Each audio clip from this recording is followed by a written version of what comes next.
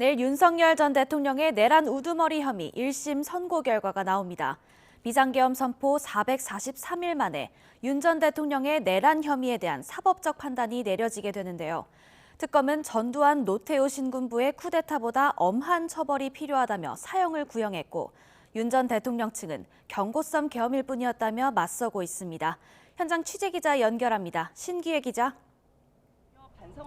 네, 서울중앙지법입니다. 내일 선고 이뤄지는 혐의 내용 설명해 주시죠. 네, 내일 오후 3시 서울중앙지법 417호 법정에서 내란 우두머리 혐의로 기소된 윤석열 전 대통령과 내란 중요 임무 종사 혐의로 기소된 김용현 전 국방부 장관 등 군경 관계자 7명의 1심 선고 공판이 열립니다. 비상계엄 선포 443일 만에 내란 혐의 정점에 있는 윤 전 대통령 등에 대한 사법적 판단이 내려지는 겁니다.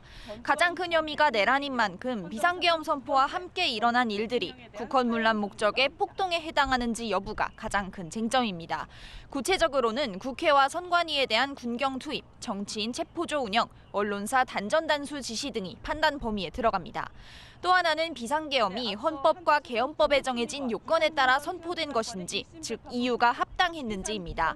윤 전 대통령이 계엄을 선포하며 내세운 부정선거 의혹, 반국가 세력 논리 등이 판단 대상이 됩니다.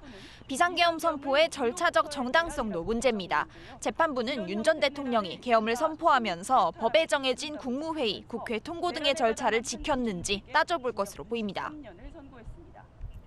네, 특검은 윤 전 대통령에게 사형을 구형했죠. 네, 특검은 지난달 결심 공판에서 윤 전 대통령에게 법정 최고형인 사형을 구형했습니다. 12.3 비상계엄은 윤 전 대통령이 권력을 독점하기 위해 일으킨 국헌문란 목적의 폭동이었다는 겁니다.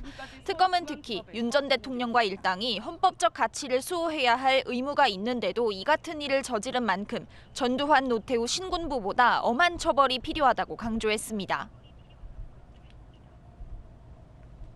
전두환 노태우 세력 단죄의 역사가 있음에도 비상계엄을 수단으로 내란을 획책한 피고인을 비롯한 공직 엘리트들의 행태를 통해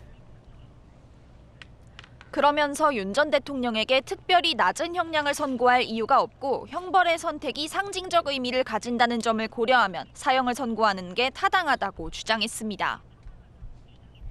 윤 전 대통령 측은 어떤 입장입니까?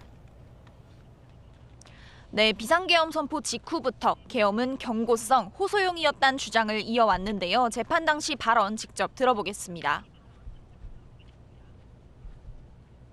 또 폭동이라고 하는 것은 그러한 국헌문란의 목적에 쓰이는 폭동이어야 되는데 그런 폭동 자체가 없었습니다.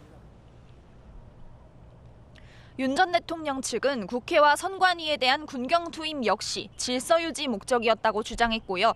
비상계엄 선포의 이유로 들었던 반국가 세력, 부정선거 의혹도 계속 강조했습니다. 여기에 체포방해 혐의 재판 당시 주된 논리였던 공수처에는 내란죄 수사권이 없다는 주장도 함께 펼쳐왔습니다. 다만 이 같은 주장들은 그간 있었던 관련 재판에서 모두 받아들여지지 않았습니다. 윤 전 대통령은 내일 선고기일에 출석할 예정인 가운데 선고 전까지 별도 입장을 낼 계획은 없는 것으로 확인됐습니다. 지금까지 서울중앙지법에서 YTN 신기혜입니다.